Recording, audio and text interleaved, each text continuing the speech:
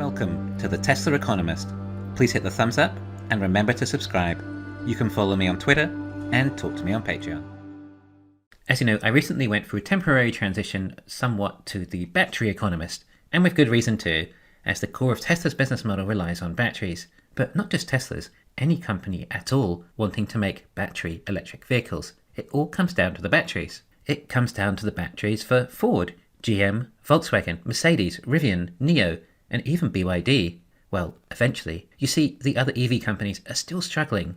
For starters, they're all struggling to make the actual EVs. As we know, it takes Volkswagen about 3 times longer than Tesla on the production line for their EVs, although I expect this to be closer to 4 to 5 times longer when compared to Texas. Wow, what a leap Tesla just made. That is going to take Volkswagen quite a bit longer to catch up now. Just kidding, they can't catch up. Actually, come to think of it, Tesla's Model Y line in Shanghai probably is capable of 50,000 units a month now, and if Volkswagen can only hit 10,000, then Shanghai alone can reach a speed of 5 times as much, and in a smaller space too. But then imagine the likes of Volkswagen having to build 5 times as many factories to catch up to Tesla's production of 1 factory. Oh, and each of those 5 factories would probably need to be about twice the size of Tesla's. In other words, something like 10 times the size footprint of vehicle factory to generate the same output as Tesla. That is a lot of capex and time, and that's just the vehicle factories. It will be the same again with the battery factories. The same applies for everyone, including the Chinese EVs and BYD. Don't be mistaken if you think the Chinese are much closer to Tesla than the legacy autos. There are certain breakthroughs required to catch Tesla, and no one shows any signs of even attempting them yet. Right, so we have these legacy EV production lines that produce at a much slower rate than Tesla, as they seem incapable of hitting volume production. Volume production is imperative in getting costs down due to economies of scale. If you can make a vehicle twice as fast, then it costs the same capex, yet you get twice the output. This is what economies of scale is about. And we know how important it is for EVs to come down in price to match the cost of ICE vehicles if they're going to be able to compete. Now, Tesla have already got their costs down below the ICE equivalents, but because demand is so high, they don't need to reduce their prices. In fact, Tesla can get away with increasing prices. So volume production is a necessary part in getting prices down, and the other aspect is batteries. Right now, most OEMs are trying to fight each other over what batteries are available, and the battery market becomes very expensive. Before all this inflation nonsense, they were paying around $250 per kilowatt hour. Compare that to about $150 per kilowatt hour that Tesla pay for 2170s out of Giga Nevada. Of course, the competitors' vehicles being less efficient than Tesla's means they need more of these cells to get the same range. Legacy claim that they can get their battery costs down to $100 per kilowatt hour if they build these huge expensive fabs and invest tens of billions of dollars. Now, Giga Nevada was around $1.3 million to build. I think the actual total cost was going to be over $5 billion, but only about a third of it was ever complete. It produces something like around 35 gigawatt hours last I recall. It might be a bit higher now, but the total capacity, if ever completed, was meant to be around 150 gigawatt hours a year. What's going to happen if you borrow tens of billions of dollars at higher interest rates to build these massive fabs?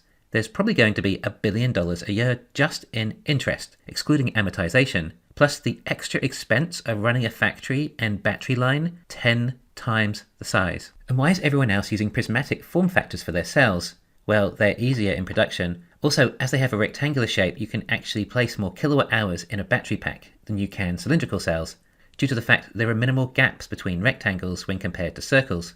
All things being equal, prismatic can utilize the area of the battery pack with a higher energy density than cylindrical. Therefore, considering how much all autos are struggling to compete with range and are still trying to look for ways of adding more cells or kilowatt hours into each pack, then prismatic does make the most sense for them. In fact, I think just about all competitors are using prismatic, and BYD's Blade battery is still prismatic. I think Rivian might be one of the exceptions, also using 2170, and I'm not sure about Lucid.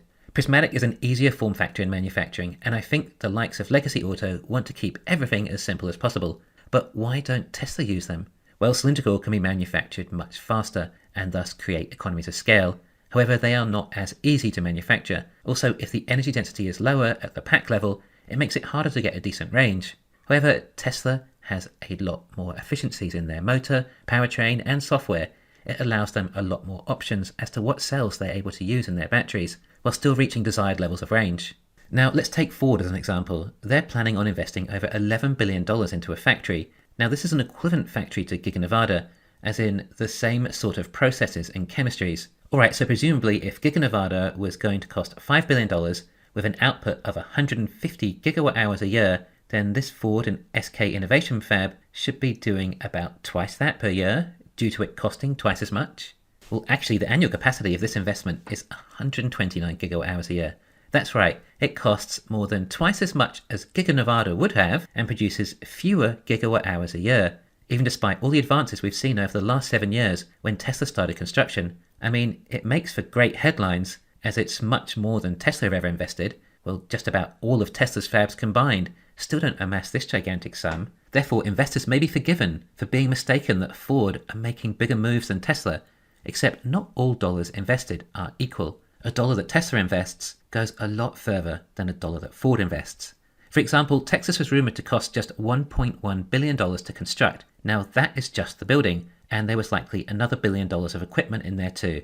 But still, this is a factory with likely twice the output that Ford are talking about in gigawatt hours a year. Oh right, and this also includes a massive car factory, likely with around 2 or 3 million capacity. This contrast between the two is shocking. I mean, a dollar Tesla invests has got to have a similar consequence as $10 Ford invests, except perhaps it could be literally infinite. Why? Because Ford could still be operating at a loss. And especially now with commodity prices rising, this magic $100 per kilowatt hour cell cost that Ford are hoping for is likely even more unlikely. Not that I think they were going to hit that anyway. But surely you would hope and expect that these fabs will reduce the cost of their cells a reasonable amount. I mean, Legacy had no choice. They're all doing the same thing, racing to secure as many cells as possible and at as low a cost as possible. Why? Because they're limited by batteries. Of course, I say they're limited by batteries, so they build battery factories. But batteries aren't made out of thin air. They do require certain ingredients. In fact, they all require the same ingredients. All of these batteries are going to be trying to secure as much lithium, nickel, aluminium and manganese as they can get. Well, actually, some of those are more limited than others. Granted, I'm mainly referring to the legacy autos here. All of them have pretty much bet on a cell with a nickel-based cathode, whereas the Chinese are more into LFP. Although the Chinese EV manufacturers don't seem to be making close to the same efforts as the Legacy in building out their in-house battery production, with the exception of BYD. Because Legacy want to compete with Tesla on range, or come somewhat close, and they've done their market research, which is something they know how to do, and the feedback was their customers want around 300 miles of range, and therefore Legacy work back from there, and this is what is required. I mean, they're doing it right with what they have to work with. Whether they can actually pull it off is something else. Anyway, of those ingredients in their battery, Cobalt could even be a limiting factor for all these EVs.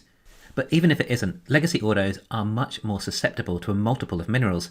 If any one of them shoots up in price or becomes more scarce, it's a much bigger liability than really only having to depend on just one mineral, i.e. Tesla mainly have to depend on nickel as their main ingredient in the cathode.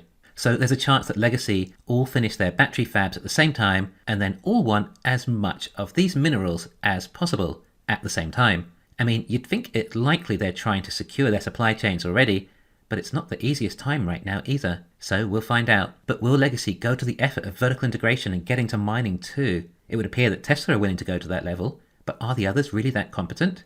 They seem to be struggling enough as it is, and they had to partner with battery companies to achieve this. Tesla are now out on their own with the most advanced battery tech on the planet, at least that is scalable. Anyway, with 129 gigawatt hours of batteries, Ford claim they could power about 2.2 million EVs a year. Well, some simple math tells us that that's around 60 kilowatt hours per vehicle. To give you an idea, the Ford Mach-E currently has 60 to 90 kilowatt hour batteries, so I would say it would be fewer vehicles than that. There doesn't appear to be a target date for this, but I kind of inferred it to be around 2025. Yes, it will take Ford a lot longer to build these than it did Tesla in Texas. A lot longer. In some ways, we're only just scratching the surface, but I feel safe to say that Tesla still doesn't have any competition. If you're hearing anyone else say otherwise, then you should know that to say such a blatant statement, these people are thus not credible in analysing the industry. I can't even identify one other company yet that has a potential to make it in the EV industry without going bankrupt. Oh, aside from the Wulang death trap. Thanks for listening. Please hit the thumbs up and subscribe. You can follow me on Twitter and talk to me on Patreon.